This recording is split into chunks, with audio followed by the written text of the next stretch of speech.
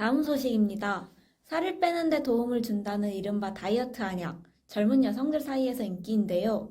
그런데 최근 이 다이어트 한약을 먹고 콩팥병에 걸린 사례가 보고되고 있습니다. 어떻게 된 일일까요? 보도에 백인찬 기자입니다. 지난 9월 인터넷에서 구매한 다이어트 한약을 복용하기 시작한 A씨. 하지만 2주 후부터 얼굴이 붓고 구역 구토 등의 증상이 나타났습니다. 처음엔 살도 좀 빠지고 괜찮았는데 이제 2주쯤 후부터 갑자기 얼굴이 붓더니 이게 막 온라인 쇼핑몰 관계자는 일시적인 증상일 뿐이라며 A씨를 안심시켰습니다. 하지만 이상 증세는 계속됐습니다. 소변에서 거품이 나오고 팔다리에 힘이 빠지기도 했습니다. 결국 6개월 만에 인근 대학병원을 찾은 A씨는 만성 신부전으로 진단받았습니다. 경찰 조사 결과 해당 쇼핑몰에서 판매됐던 한약에는 현재 사용이 금지된 약재인 관목통이 포함되어 있었습니다. 일반 다이어트 한약에 들어가는 약재인 통초와의 관별이 어려워 구하기 쉬운 관목통을 대신 사용한 겁니다. 조사 과정에서 쇼핑몰 운영자가 한의사 면허가 없는 일반인이라는 사실도 추가로 밝혀졌습니다. 경찰 측은 해당 쇼핑몰 운영자 등 3명에 대해 의료법 위반 혐의 등을 적용할 수 있는지 검토하고 추가 피해 사례가 있는지 조사하겠다고 덧붙였습니다. 알쓸신콩뉴스 백인찬이었습니다. 네, 백인찬 기자의 보도에 대해 김준서 의사 선생님과 더 자세한 이야기 나눠보겠습니다. 이 환자, 한약을 먹고 신장에 문제가 생겼습니다. 이걸 한약 신장병이라고 부른다고 하는데요. 한약 신장병이란 무엇인가요? 한약 신장병이란 이름 그대로 한약을 먹고 신장질환에 걸리게 된 질병을 말하는데요. 관목통, 광방기, 마두령, 세신 등의 한약재 성분인 아리스톨로크산으로 인해 발생하게 됩니다. 어떤 용도로 사용되어 왔던 한약이었나요?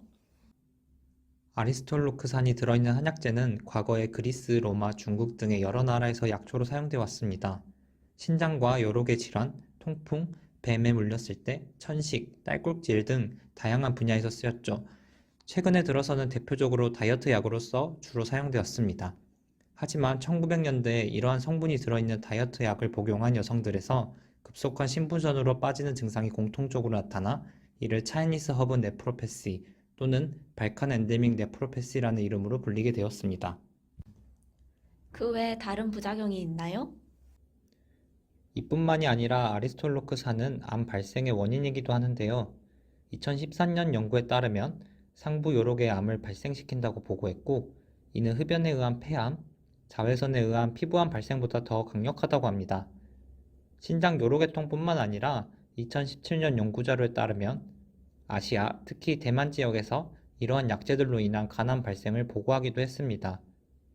이러한 이유로 2000년 미국 FDA에서는 아리스톨로크산을 함유한 건강보조식품에 대하여 수입을 금지하였습니다. 그러면 우리나라에서도 여전히 쓰이고 있는 한약인가요?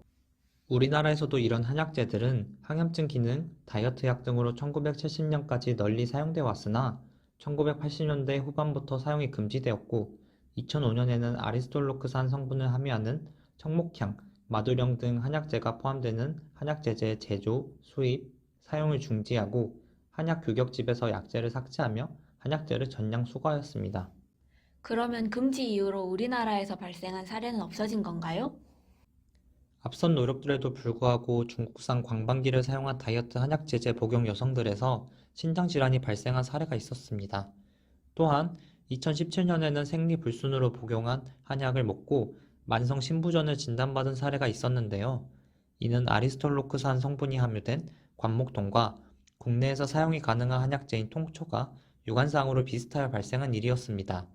실제로 한약재로 사용되는 통초는 쉽게 구하기가 어려워 유통업자들이 관목통으로 속여 한의원에 제공하는 경우가 있다고 합니다. 그렇군요. 그러면 한약 신장병이 생기면 어떤 증상이 나타나나요? 한약 신장병으로 인한 증상은 다른 신장질환과 비슷하게 몸이 붓거나 피로하고 소변을 보는 데 이상이 있거나 구역, 구토 등의 증상이 나타날 수 있습니다. 그러므로 한약을 먹고 이러한 증상이 나타난다면 빠르게 병원으로 오셔야 합니다. 그러면 치료는 어떻게 진행되나요, 선생님? 만약 만성 신부전으로 진행되었을 경우 투석을 받거나 신장 이식을 받아야 할 수도 있습니다. 따라서 신장 질환을 기존에 가지셨던 분들은 한약 복용에 주의하셔야 하고 성분을 잘 모르는 한약재 복용은 특히 조심하셔야겠습니다. 네, 오늘 김준서 선생님과 한약 신장병에 대해 이야기 나눠봤습니다. 그러면 저희는 다음 주 이 시간에 더 좋은 소식으로 돌아오겠습니다.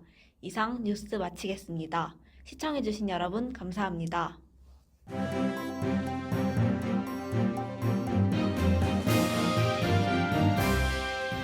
구독, 좋아요, 알림 설정.